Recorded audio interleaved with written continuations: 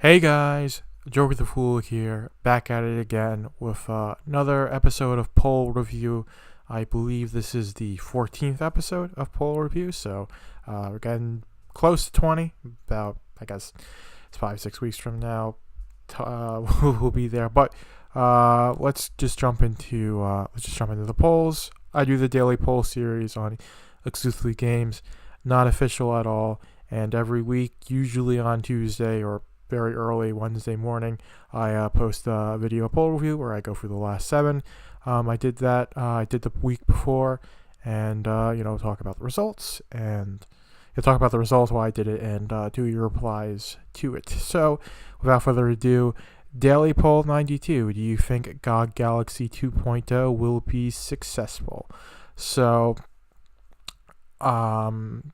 this happened because GOG Galaxy 2.0 was announced really in just a little presser of it, just a page, a place to sign up for the beta. We don't know a lot about it yet. They say they'll unite PC client and console libraries, and you'll have all your friends in essentially one program. So it's trying to be device agnostic, bring together a lot of people, a lot of libraries that are fractured across all different platforms. I don't know how the hell they'll figure out to do it, but it'll be pretty interesting to see, and if it works, then it will be really good.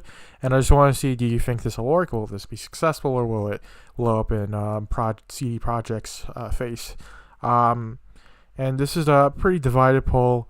About 21% of you guys think that GOG Galaxy will be a success. 4% of you think that GOG Galaxy will be a failure. That was one person. 47% think it won't be any more successful than the initial version, and then 6 of you guys say that there isn't enough information to decide. And we've got, let's see, Leonidas, who says he's not hyper informed, but he appreciates the hell out of GOG for what they've done to fuck DRM over and bring good old games to modern tech. CDPR is a kind of bastion in the sea of AAA garbage. I know that nothing good lasts, so he's not looking forward. Well, he knows that nothing good lasts, so he's looking forward to the day that they become. Not looking forward to the day that they become the next Activision. By his uneducated estimation, they've got 2 to 3 more major titles, including Cyberpunk, before we lose them. Here's to hoping he's wrong. That being said, I don't know if you would sacrifice this much privacy for a service like this. You would love for it to exist.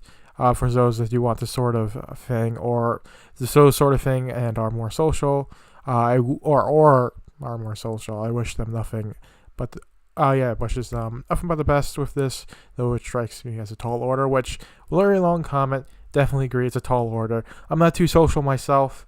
My Steam friend list is a whole bunch of people added over the 6 or close to 7 years that I've had it, but I don't really talk to too many people on it. Discord's the same thing, so I agree, it's a tall order. But if it works, it'll be really cool. And if it has more features than the 1.0 version of GOG, which the GOG Galaxy right now doesn't have too many features. It's not as features complete as I would like it to be. But we'll move on to 80's comment, who says that Epic imports your contacts. It's spyware. GOG imports your contacts.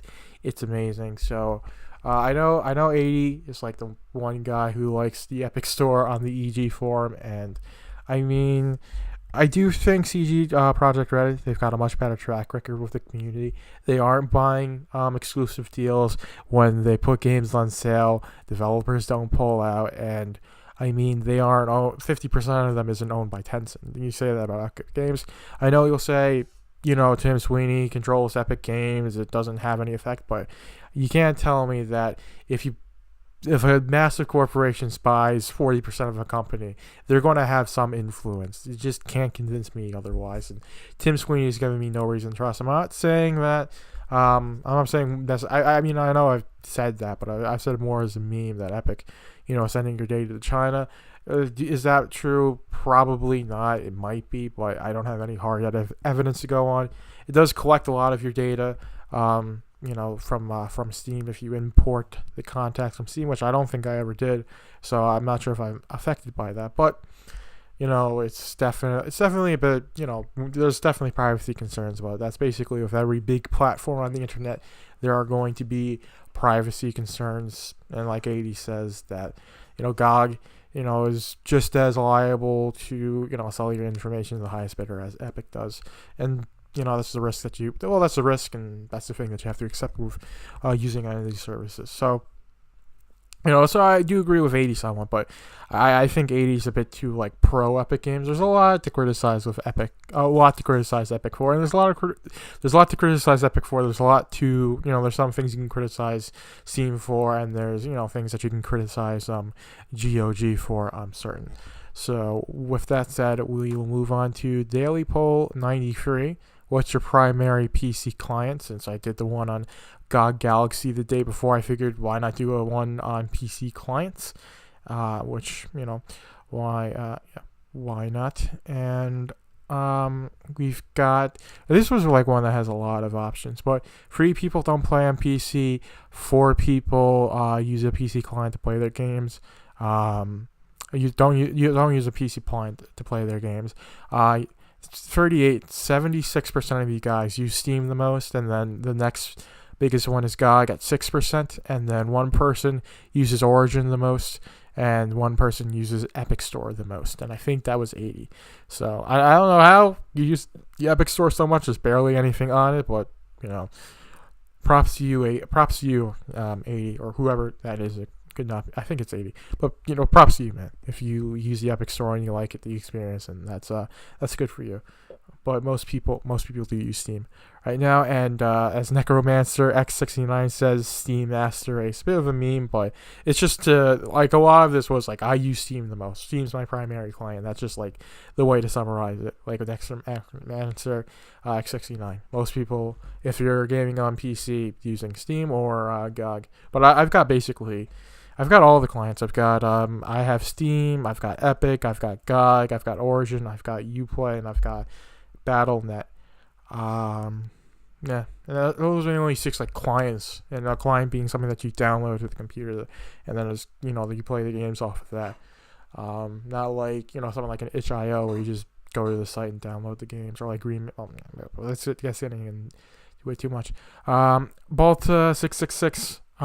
He says GOG and High C, everything DRM free and launcher free. So, I can understand the mindset. I hope you, if you do sail the high seas, I hope you're doing it with older games, because, modern games, developers work hard, overwork themselves. That's been in the news cycle, pretty often, that, with crunch of developers and everything. And if, they're working hard on this game, or any game, then really should give them some kickbacks for it. But if it's older games that they really aren't making money off of anymore and have no interest to, then I'm genuinely fine with it. And so that's where I stand on that. So and I just wanted to put Balta's comment in here to show that not everyone uses Steam, basically. And Balta's pretty good. Well, Balta's been pretty consistent on responding to the polls, and he's been around for us since basically the beginning. So that too. But we're going to move on to Daily Poll 94. Do you think 3rd Gen Ryzen will be a success? And I did this because at Computex, which was I think it was done on Sunday, so it was the 27th. AMD announced the 3rd generation Ryzen chips at Computex. They also talked a little bit about the Navi GPUs, but they didn't really talk too much about it. They just said it was more powerful than a 2070. So I guess that's good if it turns out to be true. I don't know too much about AMD GPUs. I'm very solidly Team Green. Probably going to get a 2080 for my next build, and I'm going to get a 3rd Gen Ryzen chip and an X570 motherboard. Like I said in the Daily Poll itself, I want to build a new PC, and once those chips, hopefully all of that stuff will be out by the 7th, and I will be able to build a PC sometime after July 7th. But that's just going on. I'm just rattling on the results. 38% don't care about PC hardware. 28% think that 3rd Gen Ryzen will be a success, and then 33% think 3rd Gen Ryzen won't be any more successful than the previous chips. and we will get into these replies.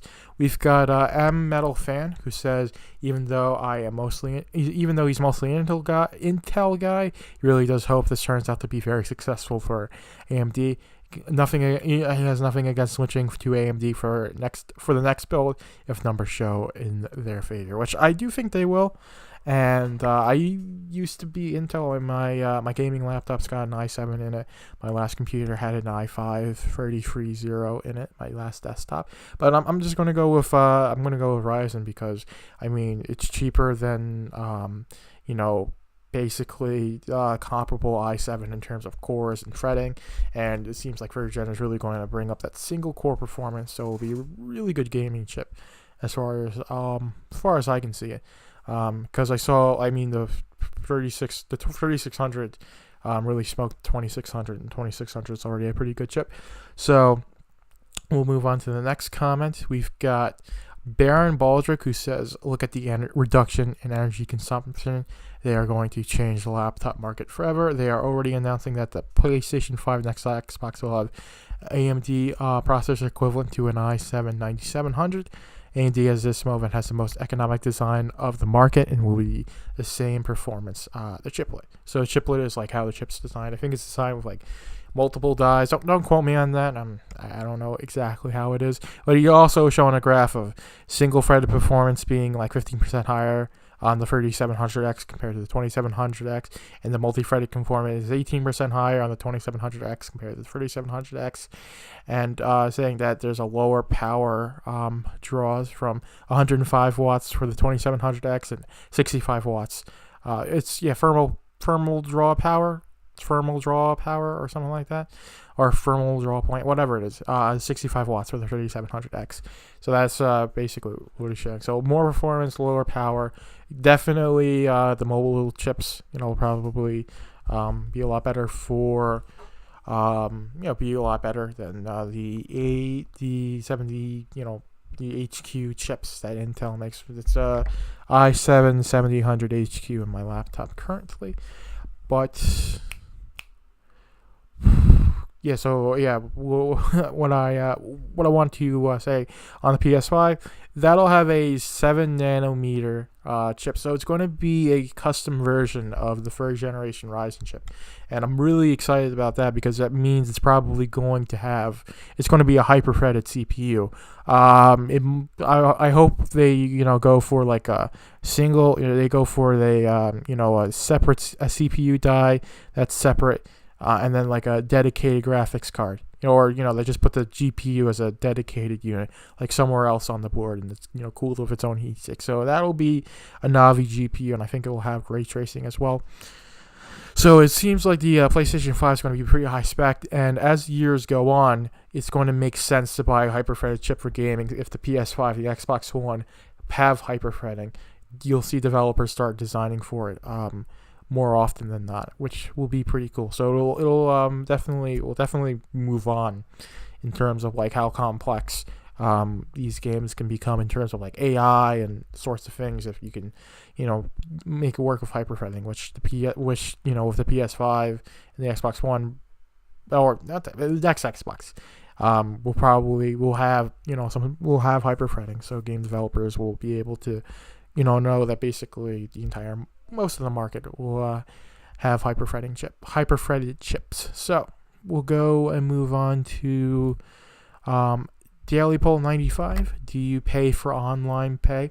Online play. So this is nothing really specific. It's just something I was thinking about online pay. I pay for online for the Switch.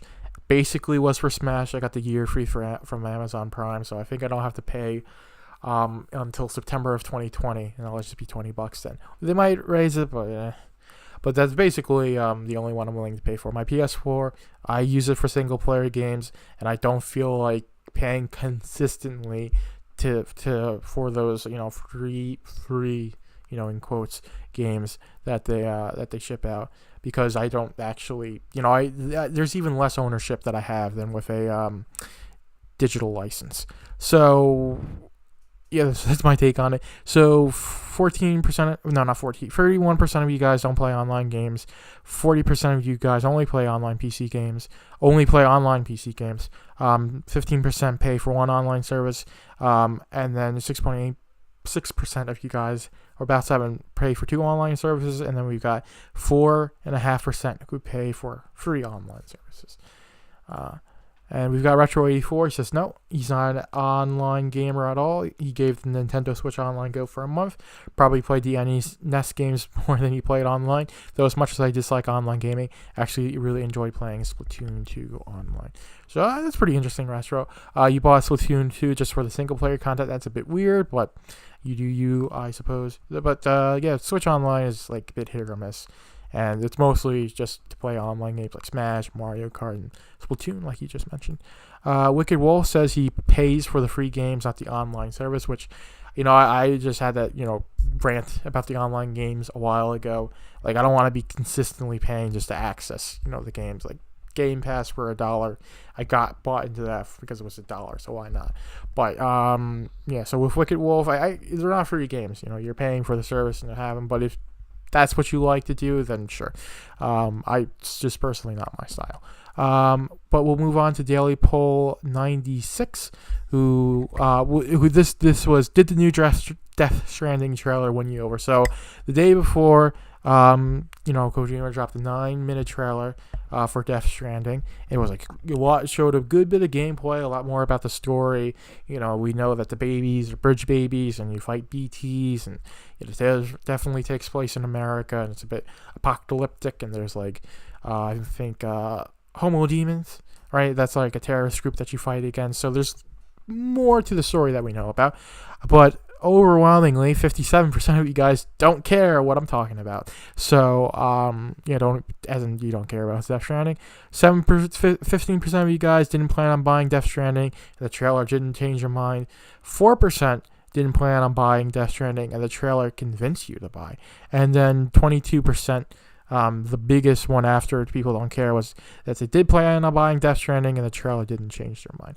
So we'll get into the replies. We've got Majestic Boer Goat. After being duped into playing through the mangled mess that is Metal Gear Solid 5, only to be metaphorically given the middle finger at the end, in quotes. I have no interest. He has no interest in buying any more of Kojima's games. He has no qualms about deceiving his audience for the sake of subverting expectations. Seriously, the Phantom Pace is borderline false advertising thanks to the twist at the end. It's a side story masquerading as a main entry. And there was this whole huge thread about Metal Gear Solid 5 and debate around it. But I played a good 60 hours of it. I got to and I got this one mission that's a bit ridiculous in terms of you're just fighting off this massive horde of zombies, and you've got to protect Cypher. I think that's what his name is.